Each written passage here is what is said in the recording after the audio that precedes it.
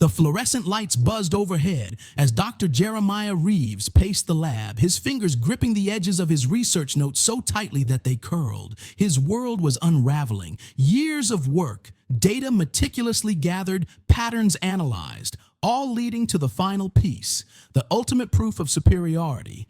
And now it was slipping through his fingers. Across the lab, standing firm with arms crossed, was Dr. Reeves's colleague, a man who had always been a voice of reason. "You've got a real God complex about this, Jeremiah," one of the other researchers joked, leaning against a desk. Dr. Reeves smirked. "Only to simulated beings." A few chuckles followed, but the mood remained tense. "Listen," Reeves continued, his tone growing serious. "This is science. I have data on every group except us. I need this last piece, the proof that black people don't just endure as much pain as others, we endure more. We are built stronger. We survive more. We overcome more. I just need the final data point to prove what we already know."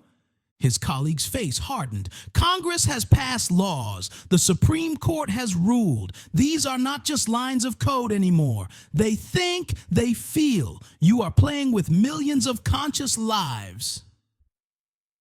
Jeremiah's lips curled in frustration. He shook his head and slapped his notes onto the table. "That ruling came in the middle of my work. I have been building toward this for years. I'm this close." "So was I," the other researcher said, his expression unreadable. "We all lost something. You can publish what you have, but this experiment is over." Jeremiah's breath hitched. "You can't do this." "I just did." The words fell between them like a gavel strike. Jeremiah stood frozen, fingers twitching at his side. His colleague turned, walking toward the exit without another word. "Wait," Jeremiah called, stepping forward, his voice cracking. "What if just 2 more days? It's over." The door closed behind him. Jeremiah stood in the silence, his pulse pounding in his ears. He had seen it coming, but the finality of it hit like a gut punch. His access to the simulated universe lab, the most advanced system ever built, was about to be stripped away. A soft voice pulled him from his thoughts. "What now?" Betty Drew stood by the monitor, arms wrapped around herself. She was younger than him, sharp-eyed, always questioning. She had joined the project believing in its mission, but lately she had been pulling away. Jeremiah straightened, masking his emotions. "We do what we can while I still have access. Turn on the simulator. Set the pain threshold at twice what we started for the Caucasian simulations." Betty's fingers hesitated over the keyboard. "Jeremiah, do it, and speed up time by a factor of 3.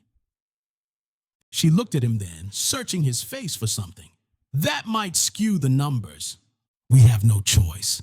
Stop arguing with me." Her shoulders tensed, but she obeyed. The screen flickered to life, and suddenly a world unfolded before them. The air inside the lab felt heavier as they watched the digital civilization progress. It began like all the others, small villages, families, traditions, and then came the suffering. The simulated people were shackled, ripped from their homes, forced into labor. Diseases spread unchecked. Wars raged. Bodies crumbled. Their voices carried through the speakers, fractured cries, whispered prayers. "Lord, help us. We shall overcome. Why are you putting us through this?" Betty inhaled sharply. Jeremiah forced himself to keep watching. The data was everything. "You want me to lower the pain threshold?" Betty asked, barely above a whisper. "They won't last much longer." "Number. Let it run to conclusion. We need this data." And then all of the simulated black people died. Jeremiah leaned forward, staring at the final screen. The pain threshold quotient flickered onto the display. It was unchanged. Jeremiah blinked. His breath came out unsteady. He turned to Betty, his mouth opening, but no words came out. She swallowed, then nodded to the screen. "It's done. The answer is there." Jeremiah's fists clenched. "Number no, we need to do this again." Betty stepped back. We already have the answer, Jeremiah. This proves that pain is felt equally across all humanity. Double the pain, spread it out over more centuries. This can't be right. She shook her head, her voice firm now. You're on your own. I won't be part of this. I knew you'd give up when things got tough. Betty didn't respond. She simply left. Jeremiah was left alone with the flickering screen, the weight of his experiment pressing down on him.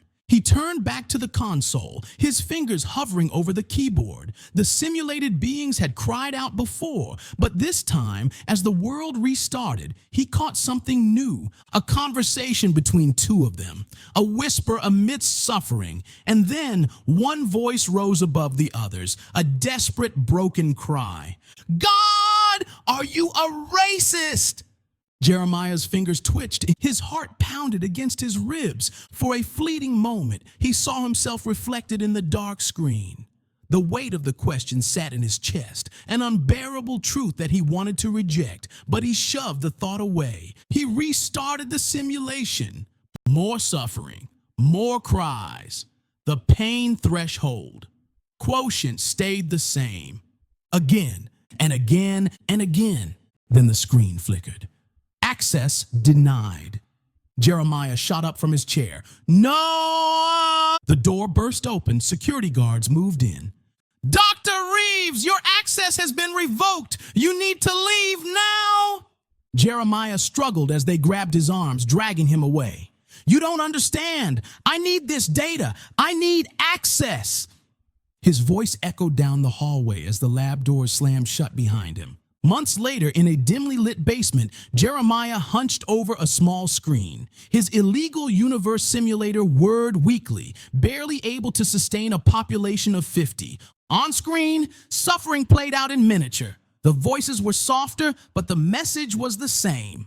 Lord, help us. Why are you doing this to us? Jeremiah's jaw clenched, his body rigid. And then through the tiny speakers, another whisper. God, are you a white racist? He shot up from his chair, his breathing uneven. His hands trembled over the controls. His pulse thumped in his ears, but slowly, carefully, he pressed the keys. He restarted the simulation. The screen flickered, the suffering continued, and Jeremiah Reeves refused to listen.